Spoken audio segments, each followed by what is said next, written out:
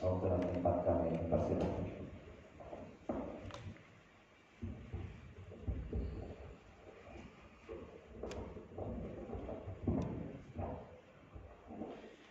Assalamualaikum warahmatullahi wabarakatuh. Alhamdulillah rabbil alamin. Lahu ni'matu wa lahu al-fadlu wa lahu al-thana'ul hasan.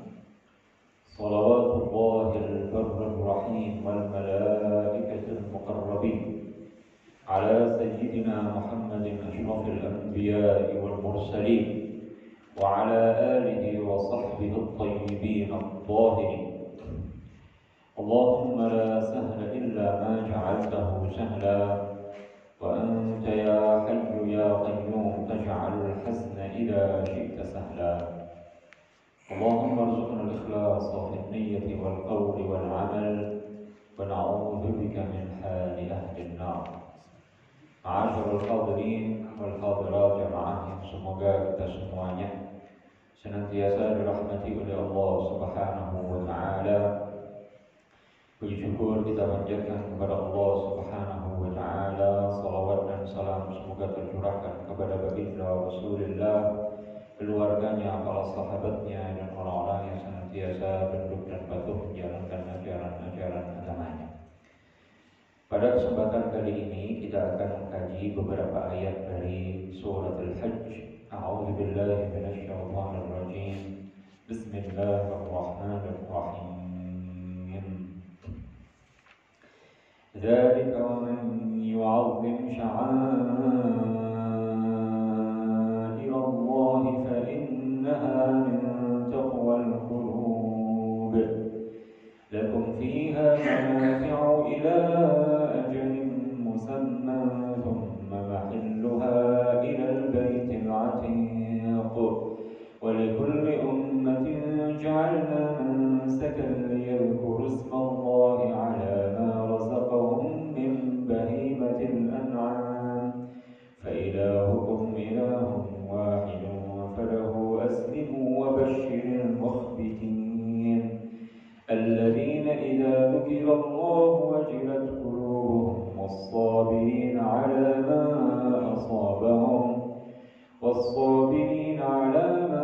أصابهم والمقيم الصلاة ومما رزقناهم ينفقون والبدن جعلناها لكم من شعائر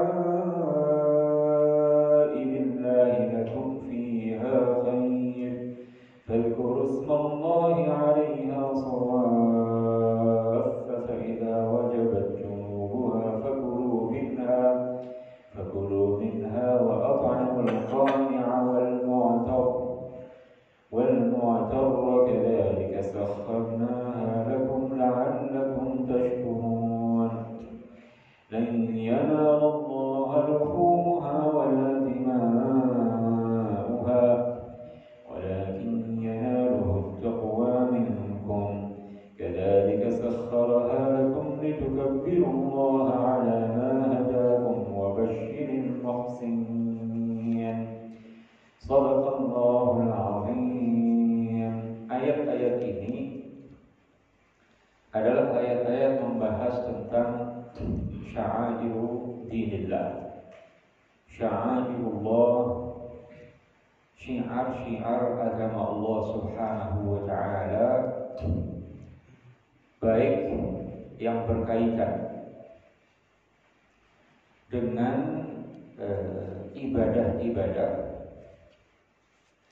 maupun yang berkaitan ibadah-ibadah bermacam-macam, ya, ataupun yang berkaitan dengan syiar-syiar agama Allah seperti ibadah haji, penyembelihan kurban, penyembelihan haji dan lain sebagainya. Oleh karenanya masuk dalam keumuman ayat ini al-hadaya wad-dhahaya.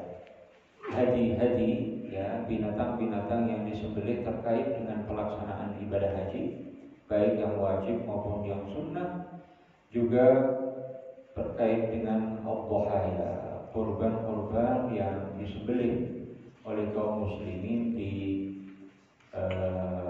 hari raya Idul Adha dan 3 hari tasyrik setelahnya. Dalam ayat-ayat ini Allah Subhanahu wa taala tegaskan atau beberapa hal yang penting untuk kita pahami. Perintah untuk ta'zim sya'airillah, mengagungkan syiar-syiar agama Allah Subhanahu wa taala. Mengagungkan syiar-syiar agama Allah Subhanahu wa taala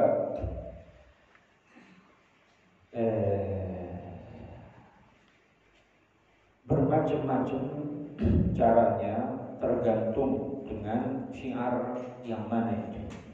Ya, jika dikaitkan dengan ibadah-ibadah seperti manasikal hajj, ya, ibadah-ibadah rangkaian ibadah haji, maka ta'zimnya, mengagungkan syiar agama Allah itu dengan cara iqamatuha wa itmamuha, melaksanakan dan mengerjakan rangkaian manasik ibadah haji dengan sesempurna mungkin. Termasuk bagian dari ta'zim sya'airillah yang berkaitan dengan haji dan kurban, maka mengagungkan syiar agama Allah di situ kaitannya apa? Ta'zimnya bagaimana?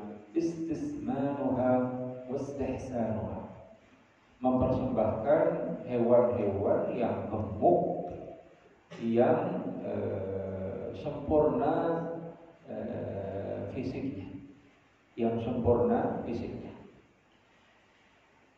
Berkaitan dengan ibadah shaum, salat dan semacamnya, maka ta'zim sya'airillah itu berkaitan dengan melaksanakan salat, ya, memenuhi rukun-rukunnya, syarat-syaratnya, sunnah-sunnahnya dengan sempurna, melaksanakan ibadah puasa, ya, dengan ibadah puasa yang sempurna dan demikian seterusnya. Itu bagian dari ta'zim sya'airillah, mengagungkan syiar-syiar agama Allah Subhanahu wa taala. Dan Allah tegaskan dalam ayat-ayat tadi bahwa mengagungkan syiar-syiar agama Allah fa innaha min taqwal qulub, itu pertanda takwa yang ada di hati orang-orang beriman tersebut. Kemudian Allah Subhanahu wa taala menegaskan dalam ayat-ayat tadi manfaat yang kedua, bahwa Allah Ta'ala menganugerahkan kepada kita nikmat-nikmat yang agung, termasuk berkaitan dengan nikmat bahimatul an'am, nikmat binatang-binatang ternak, ya, yang Allah anugerahkan kepada kita semuanya, ya, untuk memudahkan kita memenuhi kebutuhan-kebutuhan dalam kehidupan kita. Ya, sekian banyak nikmat-nikmat, ya, berkaitan dengan bahimatul an'am, dengan binatang-binatang ternak, ya. Ini sampai sekarang umat manusia tidak bisa lepas dari yang namanya binatang ternak. Itu salah satu kebutuhan yang tidak terelakkan. Nanti lebih lanjut kita singgung. Nah, karena sekian banyak nikmat-nikmat itulah, maka Allah Ta'ala tegaskan fa ilahukum ilahun wahid falahu aslimu wa basyiril mukhbitin. Karena itulah maka beribadahlah kepada Allah Subhanahu wa taala, taatilah Allah Subhanahu wa taala, berikhlaslah, ya, dalam berbagai macam ibadah, penuh ketundukan, penuh pengagungan kepada Allah Subhanahu wa taala. Jangan menyekutukan Allah dengan sesuatu apapun selainnya. Kemudian Allah Subhanahu wa taala menjelaskan tentang keutamaan orang-orang yang beriman dan bertakwa. Mereka itu ketika nama Allah disebut, maka mereka akan menunjukkan kerendahan hati, ketundukan, rasa takut kepada Allah Subhanahu wa taala, saat ditimpa dengan musibah mereka akan bersabar, ya, tetap mendirikan sholat, ya, menunaikan zakat dan menyedekahkan sebagian dari harta mereka. Kemudian Allah Ta'ala tegaskan bahwa hendaknya saat kalian melaksanakan, ya, berbagai macam ibadah berkaitan dengan binatang ternak tadi, baik dalam rangkaian ibadah haji maupun dalam rangkaian ibadah kurban, jangan lupa untuk berbagi dengan para fakir miskin, baik yang terang-terangan minta-minta atau yang karena menjaga diri, karena menjaga muru'ah, mereka tidak meminta-minta, ya, wa at'imul qani'a wal mu'tar, ya, maka hendaklah kita berbagi, ya, baik itu kaitannya dengan hewan kurban maupun yang lain, kita bagikan kepada para fakir miskin yang terang-terangan meminta-minta atau karena malu tidak meminta-minta, ya. Bahkan beberapa haji yang kaitannya dengan pelaksanaan ibadah haji itu wajib dibagikan kepada fuqara'ul haram, para fakir miskin yang ada di tanah haram, tidak boleh dibawa keluar, ya, dari tanah haram Makkah. Di sana dibagikan kepada para fakir miskin, baik penduduk asli sana ataupun yang bukan penduduk asli di sana tapi tinggal di sana, atau pas pelaksanaan ibadah haji mereka ada di sana. Kemudian Allah Subhanahu wa Ta'ala tutup rangkaian ayat-ayat tadi, ya, bahwa Allah memberikan bantahan kepada orang-orang musyrikin yang ketika mereka menyembelih hewan-hewan ternak dulu, darahnya di oles-oleskan, ya, dilumur-lumurkan ke Ka'bah, ya, maka Allah Ta'ala larang itu, dan Allah tegaskan yang Allah terima dari mereka, dari siapapun yang menyembelih hewan dan berbagi, itu bukan dagingnya, darahnya, tetapi takwa yang ada di hati orang-orang yang berkorban itu, dan amal-amal soleh yang dikerjakan dengan penuh keikhlasan karena Allah Subhanahu wa Ta'ala. Karena itu hendaklah kalian bersyukur kepada Allah, mengagungkan Allah atas nikmat-nikmat yang Allah berikan, dan Allah berikan kabar gembira kepada orang-orang yang beriman dan melaksanakan perintah-perintah Allah Subhanahu wa Ta'ala. Inilah beberapa poin yang sangat penting yang kita pahami dari atau yang dijelaskan oleh para ulama dari ayat-ayat yang sudah kita baca tadi. Hadirin hadirat rahimakumullah.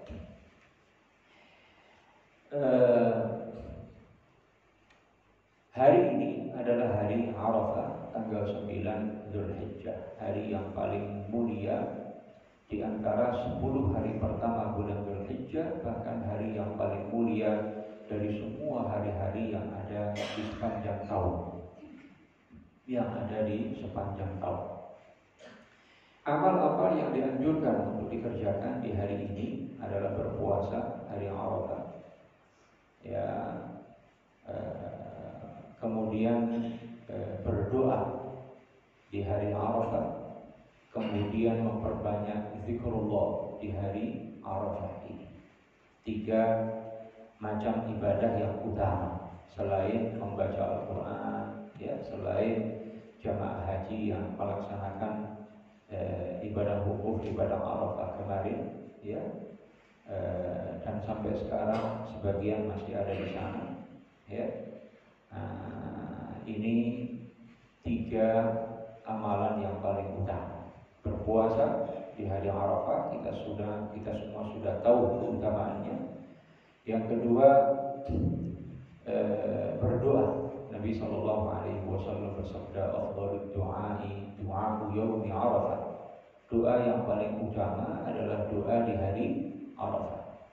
Ya, salah satu doa yang diajarkan oleh para sahabat, oleh Sayyidina Ali radhiyallahu taala anhu, dan beliau menegaskan fahadza 'ammatu ma ad'u bihi fi hadzal yawm.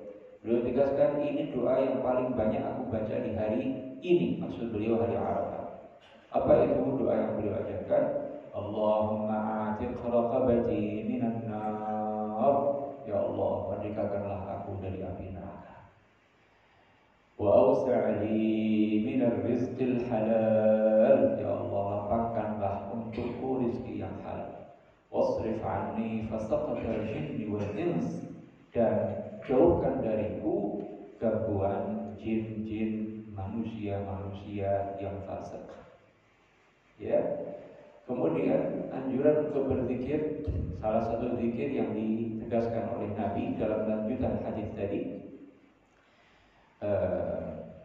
afdhalud du'ai du'a'u yaumi Arafah wa afdalu ma qultu ana wan nabiyyuna min qabli la ilaha illallah wahdahu la syarika lah lahul mulku wa lahul hamdu wa huwa ala kulli syai'in qadir. Ini zikir yang Nabi panjatkan di hari Arafat, ya. La ilaha illallah wahdahu la syarika lah lahul mulku wa lahul hamdu wa huwa ala kulli syai'in qadir. Ya, maka mari kita perbanyak zikir, ya, ini di hari Arafah yang di negeri kita jatuh pada hari ini, ya. Nah, sering muncul perdebatan, ya. Kita puasa hari Arafah itu harus sesuai dengan orang yang sedang wukuf di padang Arafat atau berkaitan dengan harinya, tanggal 9-nya. Ya. Maka sebetulnya kita tidak perlu ribut, ya. Yang ikut mazhab Hanafi misalnya, yang memang penentuan awal bulannya itu mengikuti metode bahwa dimanapun hilal terlihat di salah satu belahan dunia Islam, maka yang lain semuanya ngikut. Itu mazhab Hanafi. Ya, jadi jika hilal terlihat di Jakarta, Mesir harus ikut Jakarta, Saudi harus ikut Jakarta, ya. Pakistan harus ikut Jakarta, dan seterusnya. Begitu pula sebaliknya. Itu mazhab Hanafi.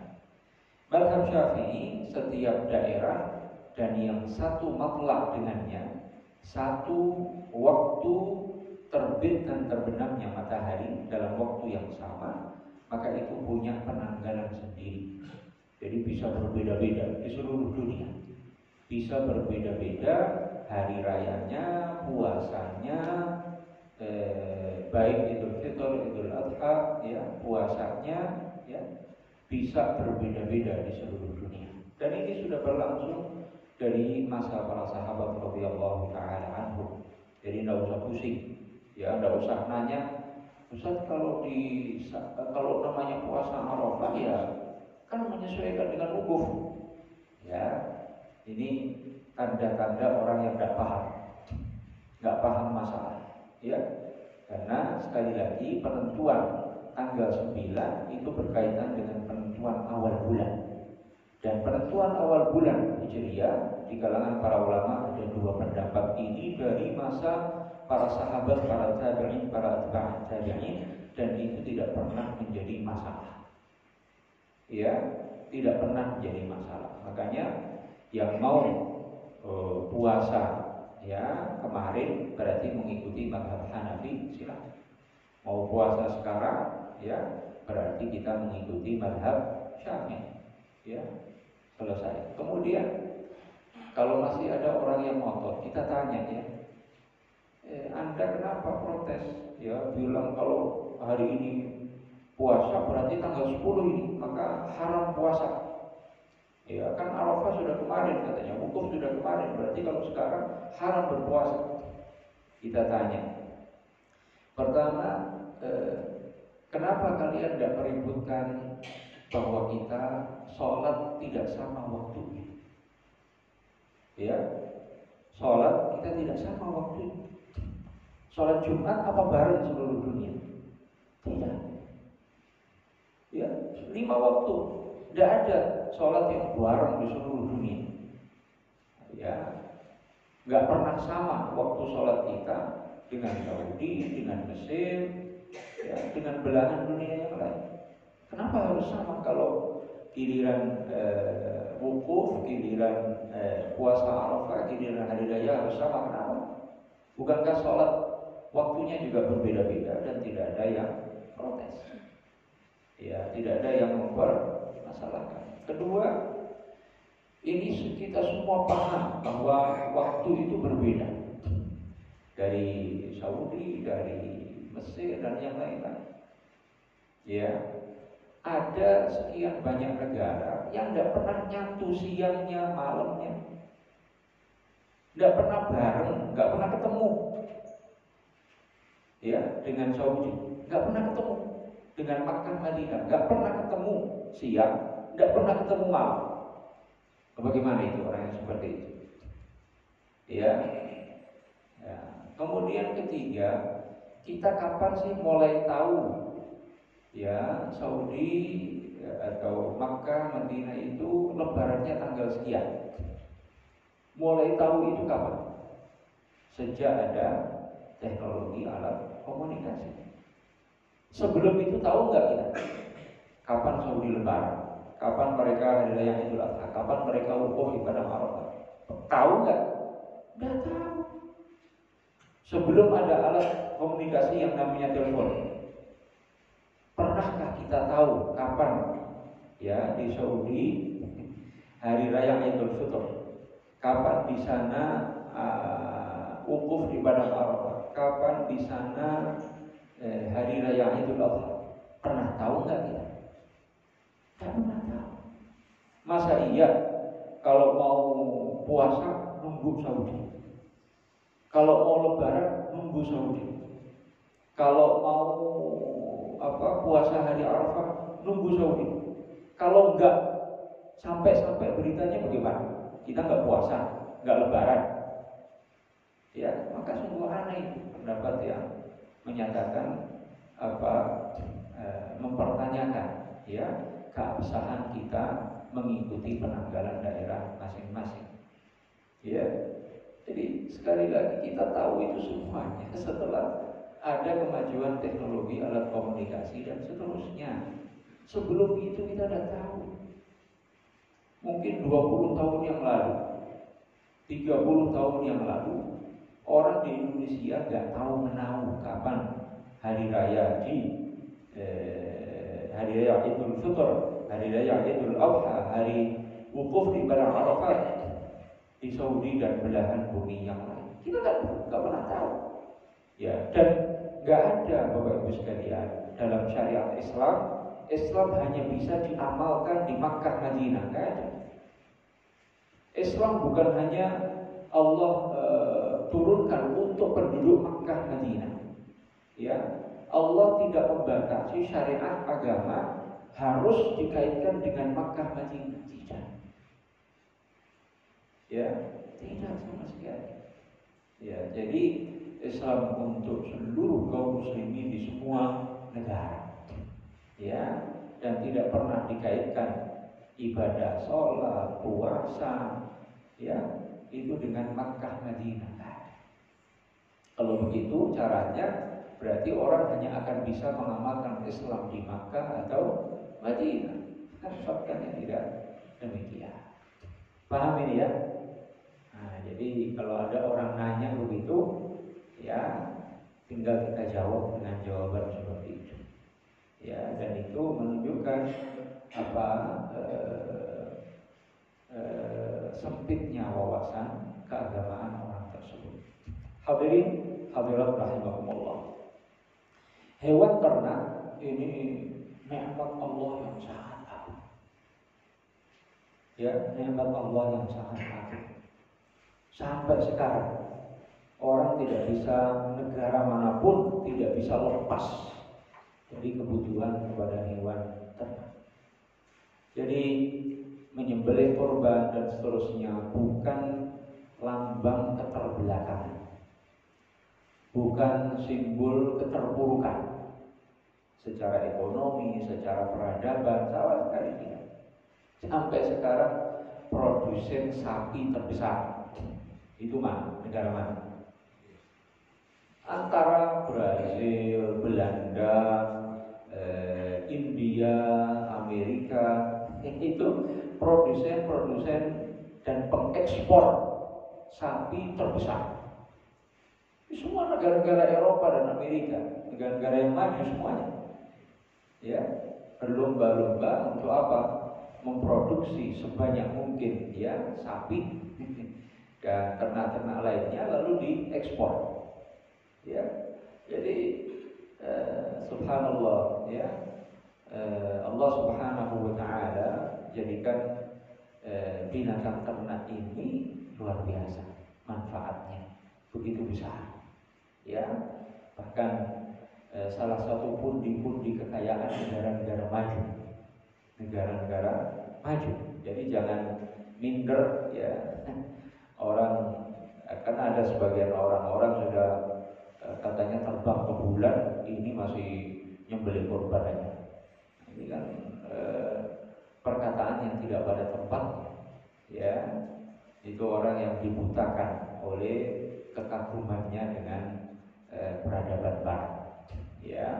Tetapi tidak tahu, ya, bahwa barat sendiri itu yang paling banyak memproduksi dan mengekspor, selain menggunakan juga, ya, hewan ternak sebagai konsumsi utama mereka. Hadirin rahimakumullah, binatang ternak, ya, nikmat yang sangat agung yang Allah berikan kepada umat manusia. Ya, kalau dulu dimanfaatkan sebagai apa? Alat transportasi, alat ngangkut barang. Ya, orang Arab dulu, ya, itu kemana-mana naik apa? Unta atau kuda. Unta atau kuda.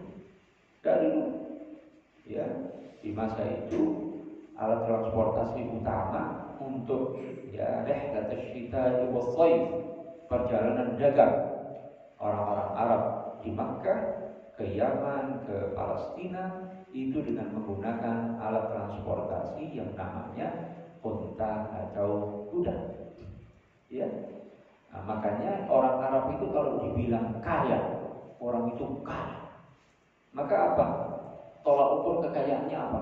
Untanya berapa? Sapinya berapa? Kambingnya berapa? Itu tolak ukur kekayaan. Kalau orang Arab dikatakan kaya, berarti banyak hewan ternak yang dia punya, ya. Nah, kalau di Jakarta orang kaya berarti apa? Tanahnya luas, ya, atau perusahaannya banyak. Nah, itu kekayaan orang Arab dulu itu, ya. Kemudian kebutuhan untuk dikonsumsi, untuk dimakan, ya, dagingnya, air susunya, ya, air susu unta, sapi, kambing, itu bagian dari makanan pokok orang-orang Arab, ya. Jadi kalau mereka melakukan perjalanan jauh, bawa kambing, bawa sapi, bawa unta, ngapain? Nanti di jalan saat butuh makanan, ya, selain kurma dan seterusnya, maka apa yang disembelih? Kambing disembelih di jalan, dibakar, dimasak, ya, sampai nanti mencapai tujuan. Begitu cara hidup, ya. Sapi sembelih, unta disembelih, ya, untuk makan di jalan. Karena nggak ada warung sepanjang jalan, nggak ada rest area di sana, nggak ada rest area yang jual makanan, nggak ada, ya. Nah, karena binatang itu dibawa terus, berarti kapanpun mereka bisa nyembelih lalu makan dagingnya, ya. Kemudian dari air susu, ya, kambing, sapi, unta itu diproses menjadi berbagai macam menu makanan. Ya keju itu dari apa? Dari susu. Margarin dari apa? Ya, apalagi sekian banyak macam makanan diproses dari susu. Selain susu segar yang diminum setiap hari. Ya, itu luar biasa. Nah, kemudian Allah Ta'ala tegaskan dalam Al-Quran, wa min aswafiha wa ubariha wa ash'ariha athathan wa mata'an ila hin. Dari aswafiha wa ubariha wa ash'ariha athathan wa mata'an ila hin. Allah Ta'ala tegaskan, ya, termasuk wa min juludil an'am. Dulu orang pakai kemah, bikin kemah. Itu atapnya apa? Kulit unta, kulit sapi. Ya kan itu dibawa kemana-mana. Orang Arab dulu hidupnya Arab Badui, itu nomaden, berpindah-pindah, cari rumput, cari air. Sebulan, 2 bulan habis di situ, pindah lagi. Nah, pasang tenda, pelindungnya dari panas dan dingin, dari hujan dan matahari apa itu? Kulit. Kemudian wadah-wadah untuk keperluan minum dan lain sebagainya itu dari apa? Dari kulit. Ya. Apalagi di kita, ya. Untuk rebana apa itu? Dari kulit. Di kita beduk dari apa? Kulit. Sampai sekarang kita butuhkan itu. Ya, subhanallah. Sekarang kalau ada tas, ada sabuk, ada ini yang bagus apa? Kulit. Ya, subhanallah. Nah, kemudian apa? Bulu, rambut. Ya, suf itu sya'arul dhon. Rambutnya domba. Aubar, wabar itu rambutnya unta. Ash'ar rambutnya kambing Jawa. Itu dipakai untuk apa? Perabotan rumah, untuk kursi, untuk selimut, untuk ranjang. Ya, itu semuanya menggunakan apa? Wool untuk baju di musim dingin. Itu dari apa?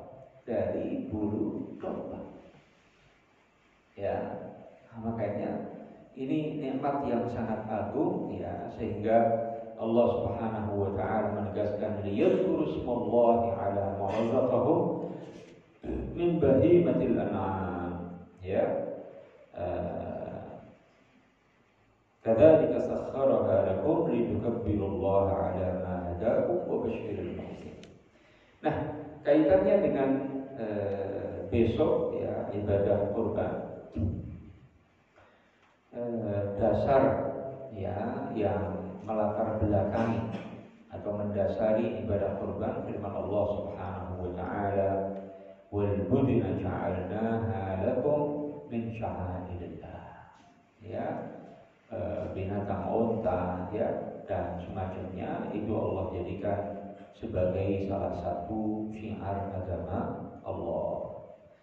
Juga ditegaskan dalam Al-Quran, fasholli li rabbika wanhar. Besok ini, ya, amal yang paling utama ada 2. Pertama, salat Idul Adha.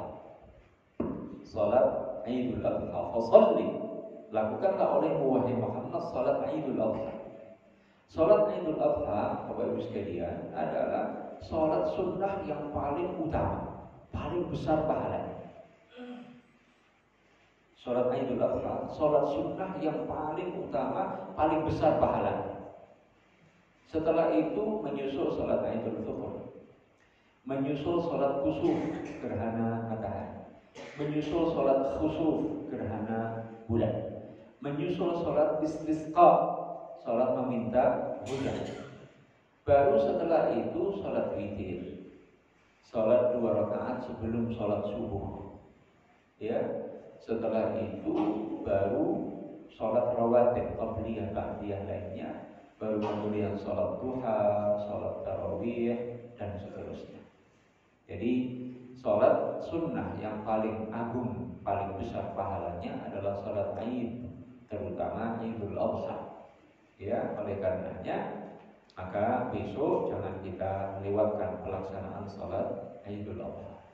Yang kedua, wanhar, sembelihlah olehmu wahai Muhammad binatang-binatang yang akan kau sembelih, baik berkaitan dengan haji, kaitannya dengan pelaksanaan ibadah haji, maupun dengan kurban ya yang dilakukan di hari raya Idul Adha dan 3 hari tasyrik setelah. Keutamaan kurban ya banyak sekali.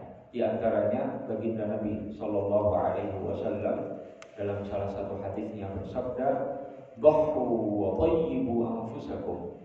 Berkorbanlah kalian dan bersihkan hati kalian. Fa innahu laysa min muslimin yuwajjihu dhahiyatahu. Tidak ada seorang muslim pun yang menghadapkan hewan korbannya ila qiblah, ke arah qiblah, illa kana damuha wa farduha wa sufuha hasanatin muhdaratin fi mizanihi yawmal qiyamah.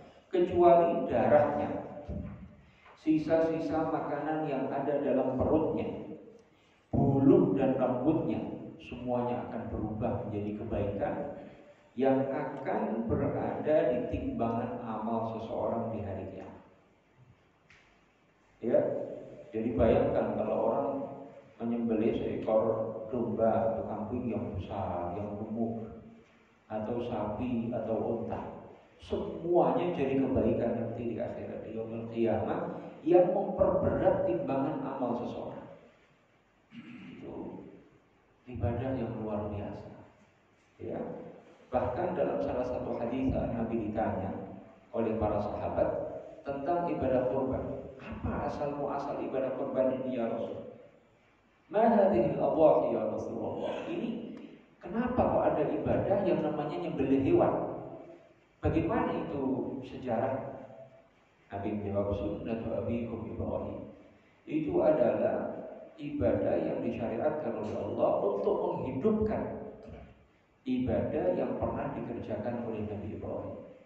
Ya, pengorbanan, ketundukan, ketaatan Nabi Ibrahim terhadap perintah Allah agar menyembelih putranya Ismail. Lalu Allah tidak menghendaki Ismail tersembelih, digantikan oleh Allah dengan domba yang besar yang dibawa turun oleh malaikat Jibril dari surga. Nah, supaya kita terus mengenang itu, ya, sebagai bentuk teladan bagaimana taatnya Nabiullah Ibrahim alaihissalam kepada perintah Allah, bagaimana taatnya Ismail, ya, dan bagaimana kerelaan hati beliau, persetujuan beliau untuk membantu ayahnya menaati Allah Subhanahu wa Ta'ala. Ya, dan bagaimana saat Nabi Ibrahim hendak melakukan itu digoda oleh setan, oleh iblis, ya, namun beliau tidak mempedulikan itu semuanya demi melaksanakan perintah Allah, demi menaati Allah Subhanahu wa Ta'ala. Jadi supaya kita ingat itu. Kalau sudah perintah Allah, laksanakan, nggak usah mikir macam-macam. Ya, perintah Allah pasti baik. Ya, ketundukan, ketaatan yang ditunjukkan oleh Nabi Ibrahim dan putranya Ismail itu patut kita teladani sepanjang zaman. Kemudian para sahabat bertanya, "Fama lana minha?" Kita dapat apa ya Rasul? Nabi menjawab, "Bikulli sya'ratin hasanah." Kalian akan memperoleh satu kebaikan per helai rambutnya. Ya, kebaikan hitungannya per helai rambut binatang ternak tersebut. Bayangkan ini, ya. Bagaimana dengan suf, dengan bulunya? Ya, sama. Bikulli sya'ratin minas sufi hasan. Dengan hitungan helai rambut dan bulu binatang, maka dia akan memperoleh kebaikan. Ya, Maka siapa tahu Bapak Ibu sekalian, dengan berkorban dosa-dosa kita diampuni oleh Allah Subhanahu wa taala. Ya, yang dosa yang besar, dosa yang kecil. Siapa tahu dengan korban itu kita akan Allah merdekakan dari api neraka. Makanya saat orang masuk bulan Dzulhijjah dia ada niat berkorban, ya, dianjurkan, disunahkan tidak motong kuku, tidak motong rambut di badan di bagian manapun sampai disembelih korbannya. Supaya apa? Saat disembelih dimerdekakan dari api neraka, fisiknya utuh, seluruh bagian-bagian tubuhnya semuanya dimerdekakan dari api neraka. Selain apa? Kita berbagi kebahagiaan dengan saudara-saudara seiman, seagama, seislam kita, ya, betapa senangnya, gembiranya saudara-saudara kita yang belum tentu setahun bisa makan daging, tahun itu bisa makan daging. Karena itulah syariat berkorban ini pada prinsipnya, pada dasarnya itu dialamatkan ke setiap rumah. Setiap rumah dianjurkan untuk berkorban. Kalau anggota rumah itu banyak, ya, maka hukum berkorban sunnah kifayah. Masing-masing dianjurkan anggota rumah itu. Tapi kalau salah satu sudah berkorban, sudah rumah itu, keluarga itu sudah melaksanakan syariat berkorban, ya, makanya apa? Sunnah kifayah. Kalau isi rumah itu satu orang, maka berkorban bagi mereka hukumnya apa? Sunnatu ain. Sunnatu ain. Sunnah bagi orang itu sendiri, karena nggak ada orang lain di keluarga itu, ya.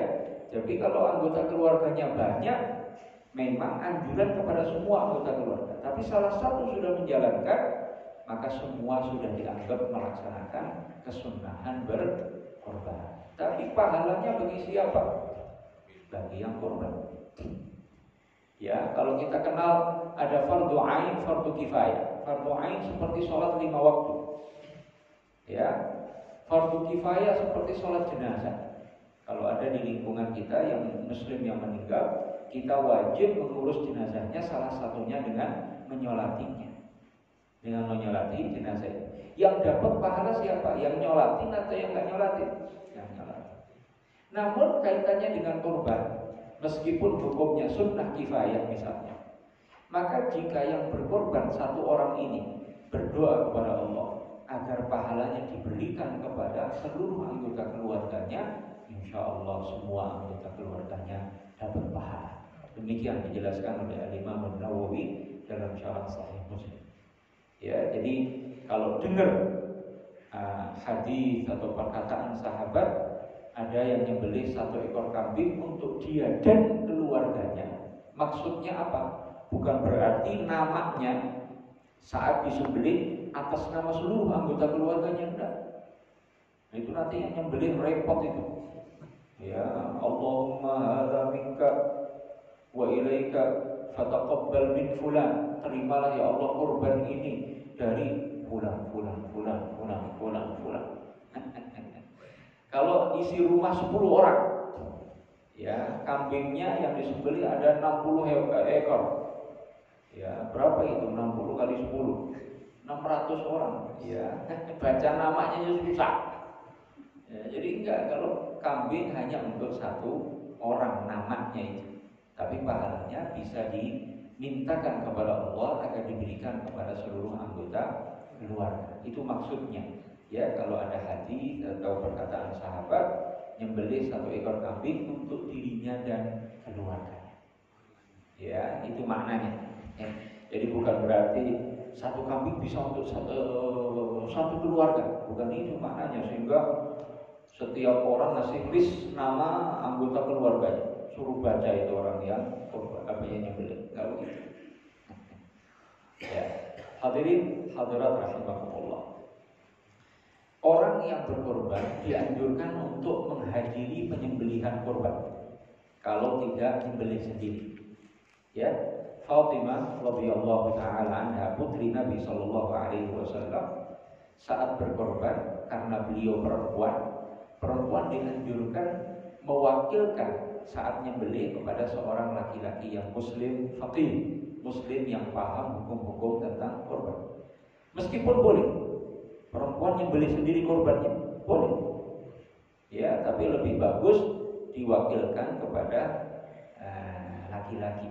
Ya, maka kalau tidak hadir, kalau tidak nyembelih sendiri, ataupun laki-laki boleh berwakil. Nyembelih sendiri afdal.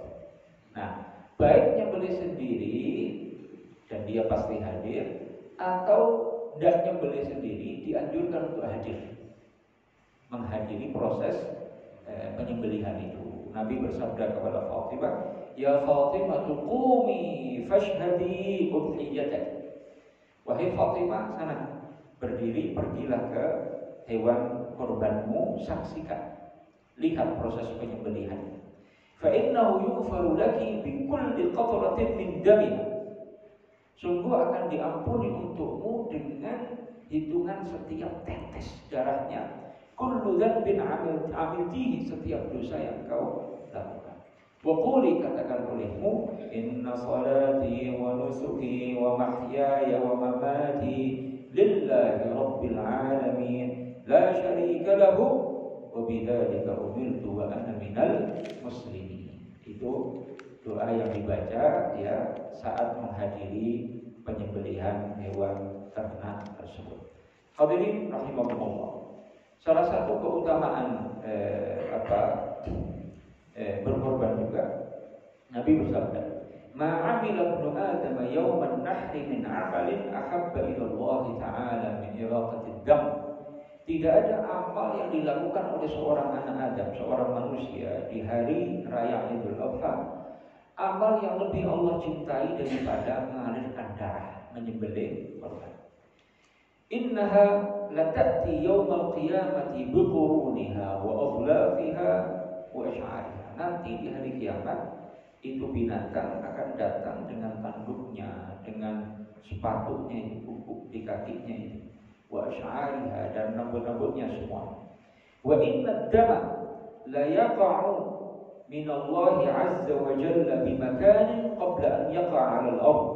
Dan sesungguhnya ya darah hewan kurban itu ya dan seluruh kurban yang dikerjakan sudah akan diterima oleh Allah sebelum darah itu menetes ke tanah.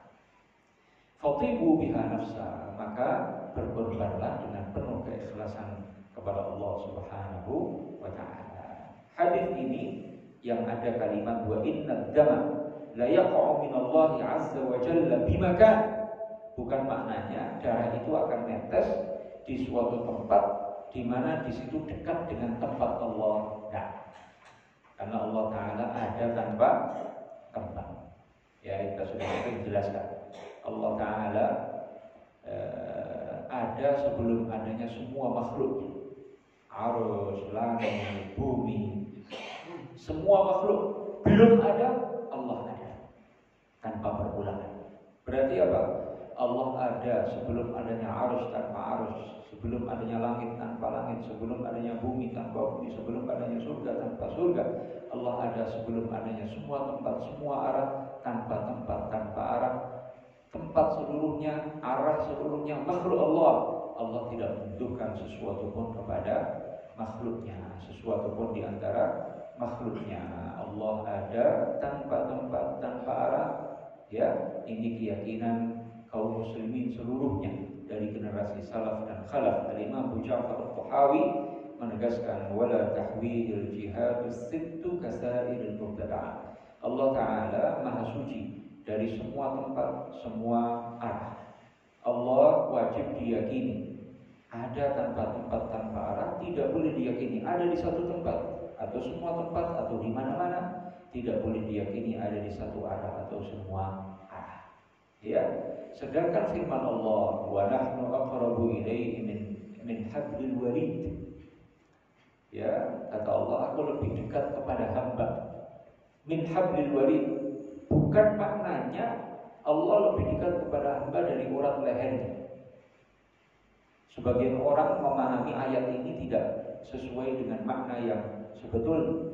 Ayat ini maknanya bukan Allah lebih dekat kepada hamba dari setiap urat lehernya. Lebih dekat kepada setiap hamba, lebih dekat dari urat leher. Bukan di sini, Allah bukan ada di sini, bukan bertempat di sini. Alhamdulillah. Ya, ini makna ayat ini apa? Allahu a'lamu bil 'abdi min nafsihi bi nafsihi. Allah lebih tahu tentang keadaan hamba daripada hamba itu tahu tentang dirinya sendiri. Kita nih, berapa helai rambut yang ada di kepala kita? Kita tidak tahu. Allah Maha tahu jumlah rambut kita ini berapa. Berapa helai rambut di alis kita, di bulu mata kita? Kita tidak tahu. Allah Maha tahu ini bilangannya berapa. Ya, hembusan nafas kita dari sejak lahir sampai mati, tahu nggak kita jumlahnya? Jangankan dari lahir sampai mati, dari tadi datang ke masjid ini sampai sekarang kita tidak tahu berapa kali kita menghembuskan nafas. Allah Maha tahu. Dan hembusan nafas kita sejak lahir sampai mati itu ada jumlahnya, Pak. Ada bilangannya itu. Ya, dan orang tidak akan mati sebelum bilangan hembusan nafas yang Allah takdirkan selesai. Ya, maka kalau sudah Allah takdirkan hembusan nafas itu selesai, sudah mati. Nggak akan nambah, nggak akan kurang itu hembusan nafas itu. Ya, jadi itu makna ayat wa nahnu aqrabu ilaihi min hablil warid. Allahu a'lamu bil 'abdi min nafsihi bi nafsihi. Allah lebih mengetahui tentang keadaan hamba daripada hamba itu tahu tentang keadaannya sendiri. Masya Allah. Kita penyakit, yang punya penyakit, tahu gak persis penyakitnya apa? Gak tahu. Berapa penyakit yang ada pada diri kita? Enggak tahu. Mungkin kita tahu satu, padahal banyak penyakit.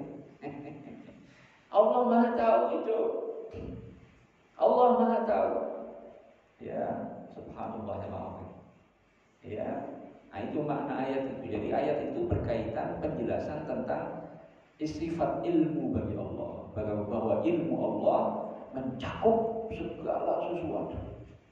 Ya, bahkan Allah Ta'ala mengetahui tentang detail keadaan hamba, lebih tahu daripada hamba itu mengetahui tentang detail perbuatannya dan apa yang terjadi padanya. Jadi hadis wa inna dama la yaqa'u min Allah azza wa jalla bi makan, ya, bukan berarti darah korban netes ke sebuah tempat. Nah, di situ Allah ada di dekat situ, bukan. Tapi maksudnya Allah yataqabbal, Allah akan menerima dan memberikan pahala yang besar kepada orang yang berkorban bahkan sebelum darah itu netes ke tanah. Ini pahala yang sangat agung yang Allah berikan kepada ibadah korban. Terakhir, bagaimana distribusi hewan korban? Pertama, tidak boleh membuang bagian dari hewan korban sedikit pun. Semuanya harus dimanfaatkan. Semua harus dimanfaatkan. Enggak boleh dibuang. Ya, usus jangan dibuang, dibersihkan. Nanti biar dimakan bisa, ya. Kulit jangan dibuang. Apapun dari hewan kurban ini disembelih lillahi ta'ala. Sekarang kalau ada orang mewakafkan sesuatu di masjid ini, Pak, boleh nggak dibuang? Nggak boleh. Mewakafin sesuatu nih di masjid ini, ya, nasi diwakafkan, lalu dibuang begitu saja. Jam diwakafkan, dibuang begitu saja, boleh nggak? Nggak boleh. Ya, jadi hati-hati. Yang kedua, tidak boleh menjadikan sebagian dari hewan kurban sebagai upah tukang potong. Nggak boleh, haram. Ya, nggak boleh panitia ngambil kebijakan, udah ini upahnya dikasih dari kepalanya aja, nggak usah dikasih upah tukang potong. Nah, harus dikasih upah yang layak. Ya, setelah itu mau dikasih dari hewan kurban silakan, tapi bukan sebagai upah. Juga jangan dihitung karena dikasih kepala, maka upahnya kurang, ya separuh. Ya, biasanya upahnya berapa? Nyembelih doang atau semuanya? Nah, semuanya misalnya. Jangan kemudian karena kan nanti dapat kepala, udah upahnya 800.000 aja, 900.000 aja, nggak boleh begitu. Ya, nah, itu panitia pengiritan namanya. Jadi jangan, ya, setelah dikasih upah yang layak, ya, mau dikasih bagian dari hewan kurban silakan, nggak dikasih ya nggak apa-apa, orang dia disewa untuk menyembelih, untuk potong. Nabi Shallallahu Alaihi Wasallam, ini Sayyidina Ali mengatakan, amarani Rasulullah Shallallahu Alaihi Wasallam an aquma ala budni. Rasulullah perintahkanku untuk mengurus hewan-hewan kurbannya, yaitu apa? Unta-unta. Fa'aqsimu jilalaha, maka aku bagi kain-kain penutupnya, wa juludaha, kulit-kulitnya, wa amarani, Nabi perintahkan aku alla u'tiya jazira minha syai'a. Nabi perintahkan aku untuk tidak memberikan upah dari hewan kurban. Wa qala, Nabi bersabda, nahnu nutihi min indina, aku sendiri yang akan ngasih upah tukang potong. Ini hadis Bukhari Muslim, enggak main-main. Ya. Jadi enggak boleh dikasih upah tukang potong itu dari hewan kurban sebagai upahnya, enggak boleh. Berarti tanggung jawab siapa ini? Upah ini, tukang potong ini, orang yang berkorban, bukan masjid, bukan panitia. Ya, panitia sudah membantu orang yang berkorban, jangan mempersulit. Karena di sebagian tempat ada modelnya begitu, Pak. Orang nyerahin hewan korban doang, masjid suruh ngurus penyembelihannya, masjid suruh ngasih upah, masjid suruh beli kresek, ya, kantong plastik. Nah, ini orang niat apa enggak sih korban? Ya. Nah, kalau nggak niat nggak usah nitip masjid, sembelih sendiri dong. Nah, makanya dari awal kita fair-fairan saja. Pak, mau korban di sini? Ya. Nah, aturannya bagaimana? Uang operasional meliputi pemotongan, meliputi perawatan sebelum disembelih, kemudian beli kantong plastiknya, semua itu sekian biayanya. Ya, sudah fair-fairan saja. Oh, kalau ada yang bilang mau ribet ini, ya udah angkat tangan, udah urus sendiri sana. Begitu. Jangan dipersulit. Ya, jangan dipersulit. Mau kita bantu kok. Emang panitia dapat duit? Kagak, dapat capek doang. Sama dapat pahala kalau ikhlas billahi ta'ala. Sama dapat omelan jamaah. Bonusnya itu. Bonus. Tapi jangan marah ya, orang yang melakukan itu lillahi ta'ala, pahalanya besar. Ya. Kemudian tidak ada yang boleh ngejual sedikit pun dari hewan kurban. Tidak ada yang boleh ngejual. Yang berkorban tidak boleh ngejual.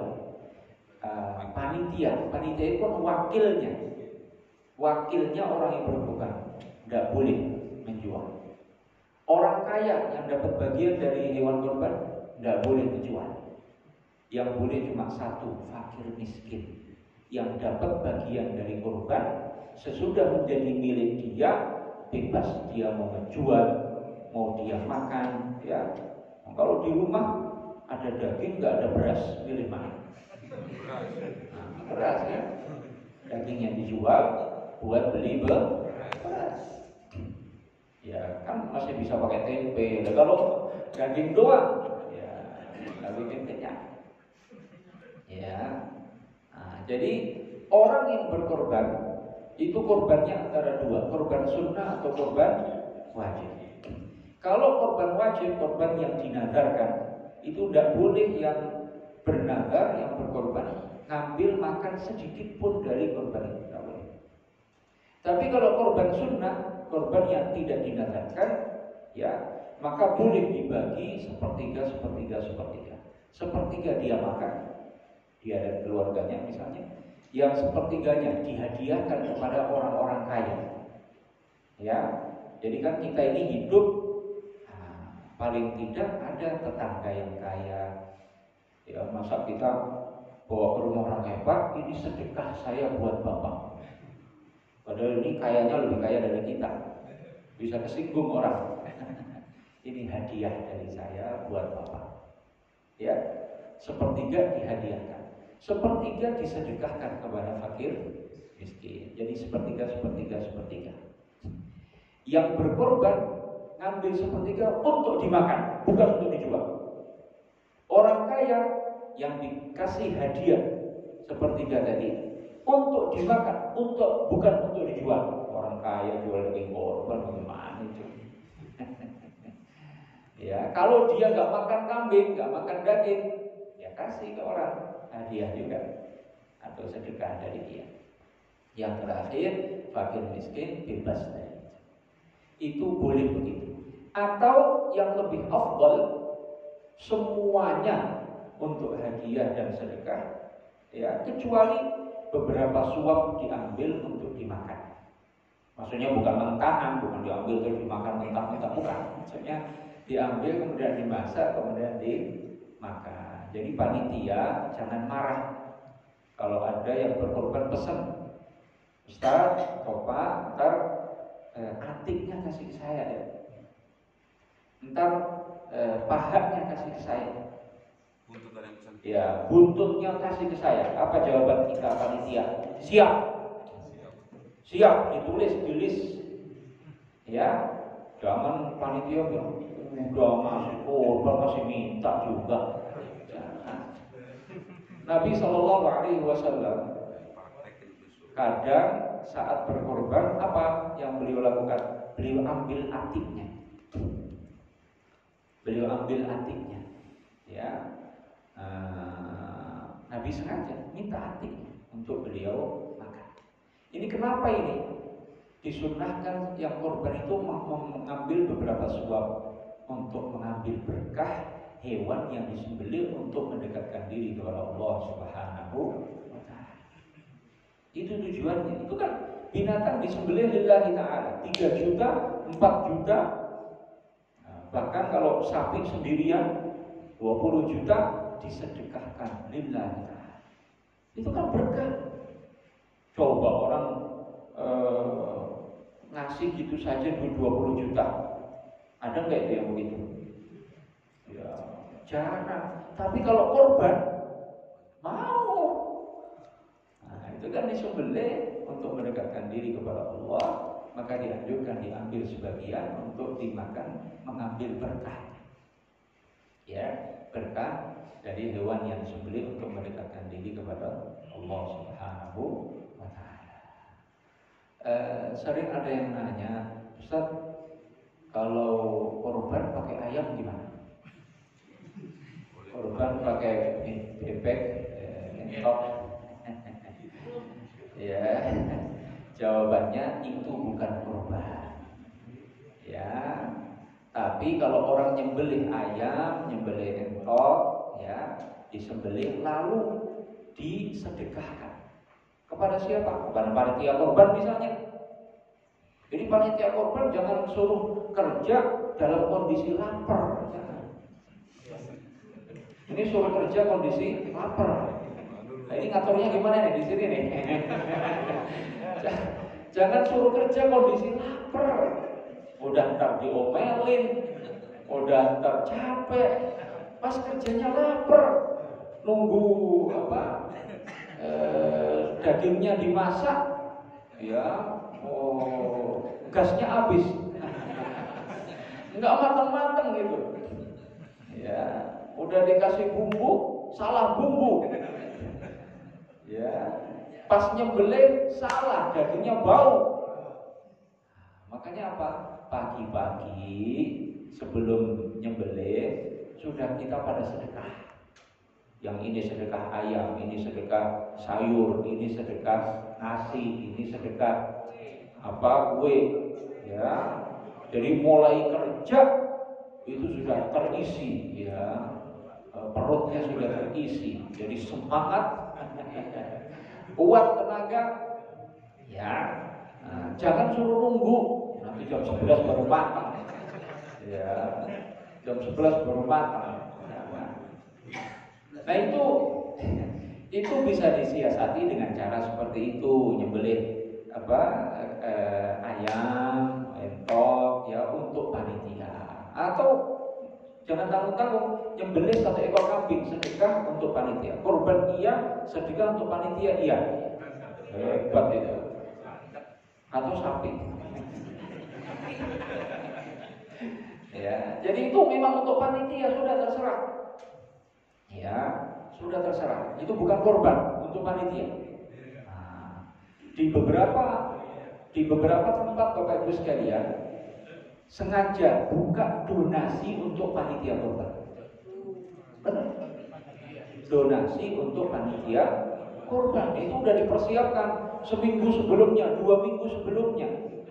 Jadi pas sudah tiba, tinggal membelanjakan, duitnya ada. Ya, jadi yang korban ini nggak pusing kapan makannya buat. Ntar dapat bagian dari korban nggak? Ya, nah, ini penting. Anak-anak sekolah itu loh, Bapak Ibu sekalian, kepala sekolahnya, guru-gurunya hanya karena pengen makan daging. Anak suruh korban, korbannya 50.000 kali 1 kelas. Korban apa itu? Nggak ada korban begitu. Per anak kasih 50.000, ngumpul dibelikan kambing. Bukan korban itu. 1 kambing berame-rame 40 anak, bagaimana itu? Itu kepala sekolah sama guru-guru nyiasatin aja. Ya, kalau di kampung, di lingkungan dapatnya cuma segini. Nah, ini di sekolah kan banyak namanya guru, kepala sekolah. Itu bisa nyiasatin. Masa kita nggak bisa nyiasatin untuk ngasih makan panitia? Ya, nah, itu penting. Gimana? Aman, alhamdulillah. Ya, inilah materi kita pada kesempatan pagi hari ini, mudah-mudahan bermanfaat. Sebelum kita tutup, barangkali ada pertanyaan atau hal-hal yang ingin disampaikan, kami persilakan. Ya, Ustaz. Ya. Tentang mengenai operasional tadi, masalah panitia gitu kan. Ya. Sudah disiapkan, yang salah satunya yaitu panitia itu kadang-kadang rokok gitu. Ya.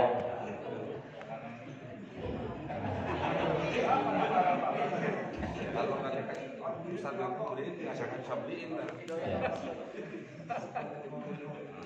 Bapak Ibu sekalian, ini rokok ini belum ada di masa Nabi.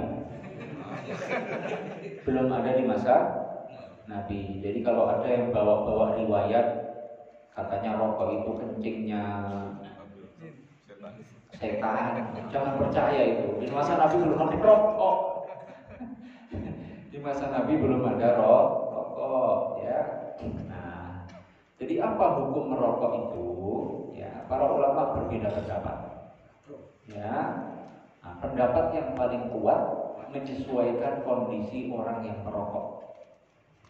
Kalau rokok itu membahayakan kesehatannya dan tidak membawa manfaat sama sekali, membahayakan kesehatannya dan tidak membawa manfaat sama sekali, hukumnya haram. Kalau membahayakan kesehatannya. Kalau tidak membahayakan kesehatannya, apa ada? Banyak Pak. Orang-orang tua di kampung itu yang kerjanya tiap hari nyangkul segala macam. Itu rokok sampai tua, sampai hampir mati merokok. Nggak kena gula, nggak kena diabetes, nggak kena darah tinggi, nggak kena. Ya, ada itu udah 70, 80, 90 masih nggak kena. Jadi fisik orang berbeda-beda, ya. Jadi kalau rokok tidak membahayakannya dan membawa manfaat, maka hukumnya makruh saja. Nah, jadi nggak boleh kalau bahasa orang digeneralisir, dikebiah-uyah. Semua orang sama, rokok hukumnya haram. Ya, jadi masalah rokok ini ada sebagian orang berlebih-lebihan. Katanya rokok ini haramnya seperti khamr, seperti minuman keras seperti anjing, babi. Alhamdulillah, ini orang suruh sekolah dulu dah, suruh belajar dulu. Ada yang bilang kencingnya setan. Dari mana kencingnya? Dari arah mana itu? Ya, nggak benar itu. Nah, ada yang mengatakan halal secara mutlak. Ya, maka kita tidak ikut ini, kita berpendapat sedang. Ya, bagi yang membahayakan dan tidak membawa manfaat, orang sudah jelas-jelas batuknya menaun. Sudah jelas-jelas batuknya menaun, paru-parunya sudah nggak karu-karuan ini. Masih saja merokok. Itu kan mencelakai diri sendiri, nggak boleh. Kita nih diri sendiri, main bunuh diri kita sendiri, boleh kan? Nggak boleh. Nah, ini baru hukumnya haram karena namanya mencelakai diri sendiri, nggak boleh. Kita nih, ini jari-jari siapa? Jari-jari kita sendiri. Boleh nggak orang? Kayaknya kalau rata cakep dah dipotong. Boleh nggak? Nggak boleh. Itu mencelakai diri sendiri. Nggak boleh hukumnya dalam Islam. Maka rokok bagi yang membahayakan dirinya, ya, hukumnya haram. Tapi kalau bagi orang, fisik orang yang tidak membahayakan dirinya dan membawa manfaat, hukumnya makruh saja. Ya, orang nggak usah gitu-gitu lah ya, yang sedang-sedang saja. Maka kalau orang ngasih, monggo, ngasih rokok buat yang panitia silakan. Ya, kalau ada tamu, kita di rumah nih, tamu nggak ada rokoknya. Sebagian orang kan wah kering keruntang. Sebagian orang lah mendingan nggak sahur, nggak makan nasi pas sahur daripada nggak ngerokok. Jadi sahurnya ngerokok aja. Ya, nah, jadi ini rokok, kopi itu termasuk minal mustajadat, ya, sesuatu yang belum ada di masa Nabi, para sahabat. Jadi jangan bawa-bawa ayat atau hadis untuk mengharamkan atau menghalalkan. Ya, kalau ada orang mengharamkan rokok, kopi dan semacamnya, pakai ayat, pakai hadis, pastikan bahwa itu bohong. Ya, kalau ada ayat bunyinya ada rokoknya. Ya, kadang ada orang bawa ayat warka'u ma'arrofi'in. Itu bukan rokok, roka'a, rukuk itu. Ngawur itu. Ya. Warka'u ma'arrofi'in katanya merokoklah bersama para perokok. Bohong gitu. Nah, benar. Jadi yang membolehkan atau yang melarang pakai ayat, pakai hadis tentang rokok, kopi, bohong. Ya, nah, yang bisa apa? Diambil dari kaidah-kaidah yang sudah ada. Maka para ulama menyimpulkan hukum rokok seperti yang tadi sudah kita. Ya, ada lagi? Cukup ya? Mudah-mudahan bermanfaat. Kita akhiri dengan doa kafaratul majlis. Subhanallahumma wa bihamdika asyhadu an la ilaha illa anta astaghfiruka wa atubu ilaik. Assalamualaikum warahmatullahi wabarakatuh.